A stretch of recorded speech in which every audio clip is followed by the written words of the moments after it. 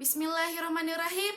Assalamualaikum warahmatullahi wabarakatuh. Halo Mams, jumpa lagi dengan saya Mama Muda Milenial dengan Irma Karisma tentunya di sini ya.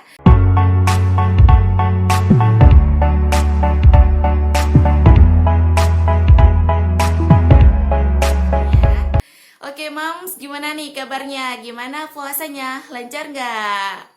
Nah, alhamdulillah setelah sekian purnama saya tidak bervideo ria. Akhirnya pada hari ini saya mencoba untuk kembali ke YouTube saya. Ya, setelah sekian lamanya saya tidak syuting video. Nah, jadi kali ini kebetulan hari ini adalah hari raya yang kedua, 1441 Hijriah. Oh ya Mams, takabbalallahu minna wa minkum siyamana wa siyamakum. Semoga kita semua telah berhasil melaksanakan ibadah puasa dengan lancar dan mudah-mudahan Allah menerima puasa dan juga sholat kita ya. Oke Mams, gimana nih puasa kemarin sebulan yang lalu? Mudah-mudahan lancar ya. Nah, pada video kali ini saya pengen banget sharing pengalaman saya selama sebulan yang lalu buat puasa sambil menyusui. Nah, gimana Ma? Masih menyusui kan? Nah, jadi di video kali ini saya pengen sharing beberapa tips buat mama semuanya. Ya, tips gimana sih supaya kita bisa tetap lancar berpuasa tapi juga tetap lancar menyusui. Nah, video ini nggak berani saya bikin Mams kalau saya belum mengalaminya sendiri. Kan kalau kata peribahasa tuh janganlah kamu mengatakan apa-apa yang tidak kamu lakukan, ya kan? Nah, jadi setelah saya mencoba sendiri dan alhamdulillah berhasil, saya pengen banget sharing pengalaman saya ke mama semuanya. Oke, ikuti beberapa tips berikut ini. Tapi tentunya dengan catatan atau disclaimer ya. Dengan disclaimer, kita hanya bisa berpuasa sambil menyusui apabila syaratnya itu mama sehat dan juga bayinya sehat ya. Artinya tidak ada penyakit serius yang membutuhkan perawatan medis tertentu. Nah, oke Mams, ini dia beberapa tips dari saya yang udah saya lakukan dan saya alami sendiri. Alhamdulillah puasa saya lancar jaya. Oke, tips yang pertama, Mams, jangan lupa tetap makan satu hari 3 kali ya, 3 kali, 3 kali, 3 kali. Artinya, walaupun Mams berpuasa, tetap harus makan satu hari 3 kali. Kapan aja tuh? Yang pertama waktu sahur, yang kedua waktu berbuka, dan yang ketiga sekitar 1 jam sebelum tidur ya. Nah, jadi tetap harus makan 3 kali. Kenapa Mams? Karena Mams membutuhkan nutrisi dan juga energi yang lebih besar dari orang lain ketika berpuasa. Yang mana energi tersebut atau kalori tersebut akan digunakan untuk menyusui atau produksi ASI. Nah, jadi jangan lupa Mams ya, selalu sediakan camilan-camilan berat nih di malam hari. Gimana nih maksudnya camilan berat? Nah, misalnya selesai sholat tarawih ya, sekira-kira mungkin jam setengah 9 gitu, Mams bisa nyemil makanan berat seperti roti misalnya ya kan, atau mie ya, misalnya mie Aceh. Wah, mie Aceh sedapnya itu. Misalnya beberapa roti roti bantal, atau mungkin ya cemilan lain yang mama suka dan juga mama juga selera buat makannya gitu ya. Nah, jadi sambil ngemil-ngemil berat ya, Mams bisa menunggu sekitar 1 jam sebelum tidur ya, supaya bisa dicerna dulu.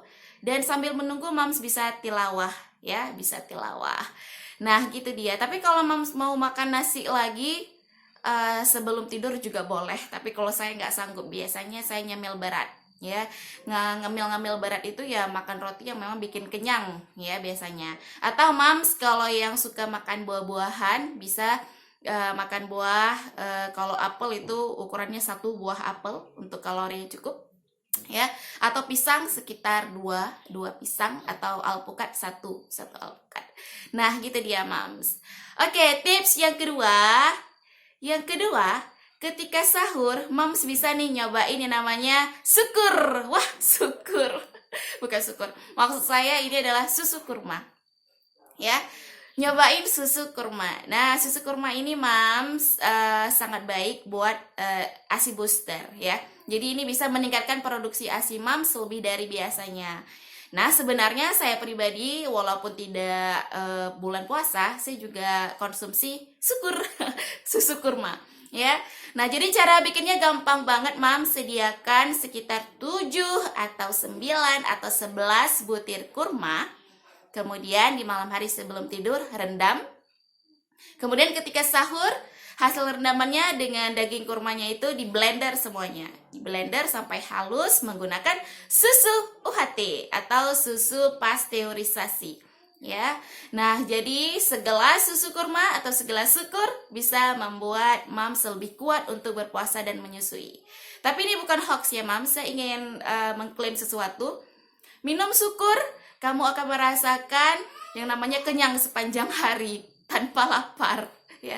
Mungkin orang mikirnya kayaknya hoax gitu ya kan, itu berita bohong. Enggak, Moms. Kalau kamu meminum susu kurma sekitar 10 menit sebelum imsak ya, maka insya Allah Moms bisa berpuasa tanpa merasakan haus dan lapar. Insya Allah, itu disclaimer dari saya sesuai pengalaman. Saya nggak ngomong kalau belum ngelakuin. Oke, Moms, itu dia tips yang kedua, syukur susu kurma. Oke, Moms, tips yang ketiga yaitu minum air sebanyak 2 liter satu hari atau bisa 2 liter setengah. Tentunya caranya itu dibagi. Misalnya mungkin kalau Moms belum punya ya tumbler yang isinya 2 liter, Moms bisa perkira-kirakan aja. Tapi kalau saya pribadi saya membaginya itu dalam beberapa gelas. Misalnya ketika sahur sekitar 3 atau 4 gelas, kemudian ketika berbuka sekitar 3 atau 4 gelas lagi, dan selesai sholat tarawih itu minum lagi sekitar 3 gelas. Totalnya sekitar 2 liter air. Nah, 2 liter air ini bisa dalam bentuk susu, kemudian air putih, kemudian jus. Ya, jadi itu ditotalin sekitar 2 liter air. Nah, apabila Moms merasa istilahnya nggak terlalu suka minum, ya nggak terlalu suka minum air, nggak masalah Moms ya. Moms bisa menggantinya dengan susu tadi yang tadi saya bilang ya, bisa menggantinya dengan susu atau dengan jus. Nah, biasanya nih kalau buka puasa saya sukanya minum jus nanas sawi.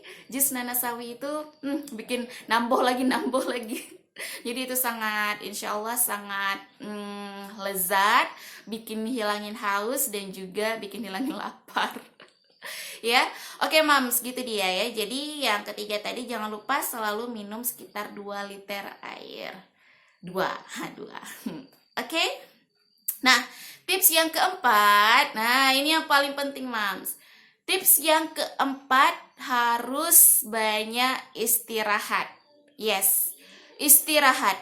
Kenapa? Karena istirahat itu bisa saving energi, yang mana energi tersebut akan Moms gunakan untuk produksi ASI atau mengasihi atau menyusui ya. Nah, jadi caranya Moms jangan terlalu lelah. Mungkin kalau orang suka pas mau dekat-dekat waktu buka puasa, misalnya sekitar pukul 3 sore, itu suka masak yang segala macam dari segi camilan, yang bakwan, cola. Itu sebenarnya nyerap energi banget ya, Mam. Bukan nyerap, tapi spend energi. Jadi artinya Mam mengeluarkan energi yang banyak. Nah, Moms mungkin bisa berbagi dengan suami ya dalam hal masak-memasak ini. Karena tentunya masak ketika di bulan Ramadan dengan hari-hari biasa itu kan berbeda. Ada cemilan-cemilan dan segala macamnya, bukan cuma sayur, lauk-lauk, pauk dan segala macamnya. Mungkin Moms bisa bagi dengan suami. Misalnya nih, si Abi masak lauk pauknya, Moms bikin bakwan dan kolaknya. Jadi bisa bisa saving energi. Nah, kalau saya pribadi itu yang sudah saya lakukan selama 1 bulan dengan suami. Jadi suami masak ikan atau lauk pauk, kemudian saya masak camilan, atau sebaliknya saya yang masak sayuran, suami yang masak camilannya seperti cilok, bakso dan segala macamnya. Nah, jadi bisa bagi, karena masak itu bikin energi kita terkuras ya. Belum lagi kita harus menyusuri rumah dari depan ke belakang, nyapu, ngepel, dan segala macamnya. Please moms, your baby is your priority ya. Jadi bayi kamu itu adalah yang prioritas. Nggak apa-apa deh rumah berantakan sebentar ya kan. Yang penting bayinya sehat ya. Nah, jadi itu adalah tips yang keempat dari saya. Banyak istirahat, kurangi kerjaan-kerjaan domestik. Ya, dikurangin. Minta bantu dari papa suami atau dari abi. Nah, oke. Yang terakhir, yang kelima nih, yang kelima tipsnya adalah self talk ya. Yang kelima itu self talk. Artinya mam selalu usahakan untuk bicara dengan diri sendiri. Aku kuat berpuasa, aku bisa menyusui, bayiku sehat dan diriku kuat ya. Jadi jangan lupa self talk ya. Jadi di bulan Ramadan yang kemarin itu ya kan, itu adalah momen yang sangat berharga tentunya bagi seluruh umat muslim di dunia. Tapi kan tidak semua orang bisa menjalankan, termasuk mungkin ibu menyusui. Nah, itu adalah salah satu cara supaya kita bisa mendapatkan salah satu keberkahan Ramadan tapi tetap bisa menyusui. Ya, Mam ya? Nah, jadi usahakan walaupun lagi masa COVID-19, usahakan tetap menyusui, jangan berikan bayi susu formula kecuali dengan keadaan darurat tertentu yang tentunya sudah didiskusikan dengan dokter spesialis anak juga. Nah, jadi gitu ya Mam ya, usahakan sebisanya untuk menjalankan ibadah puasa dan tetap menyusui ya. Nah, jadi video ini saya buat di hari raya kedua ini. Kenapa sih? Mungkin Mam bertanya kenapa tips ini nggak saya bikin sebelum bulan Ramadan? Ya, karena saya nggak mau bilang tips-tips berikut ini kalau saya sendiri belum nyoba ya. Jadi setelah saya lakukan dan berhasil, baru saya bilang ke mama semuanya. Nah, jadi insya Allah tips ini sangat berarti dan berharga bagi mama semua. Apabila mams mungkin yang kemarin ada tinggal beberapa puasa, tetap harus diganti ya. Iya kan? Tetap harus diganti di hari-hari berikutnya. Mungkin di puasa Syawal ya, selama 6 hari. Atau puasa Senin Kamis. Yang jelas apabila kita ada tinggal puasa selama bulan Ramadan, jangan lupa untuk mengqadha. Oke mams, itu saja tips dari saya. Semoga bermanfaat. Taqabbalallahu minna wa minkum, siyamana wa siyamakum. Assalamualaikum warahmatullahi wabarakatuh.